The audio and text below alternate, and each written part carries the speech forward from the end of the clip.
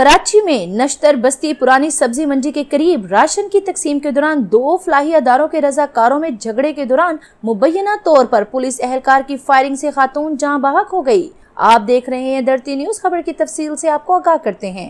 کراچی کے علاقے PIB میں نشتر بستی پرانی سبزی منڈی کے قریب راشن کی تقسیم کے دوران دو فلاحی اداروں کے رضاکاروں میں جھگڑا ہو گیا۔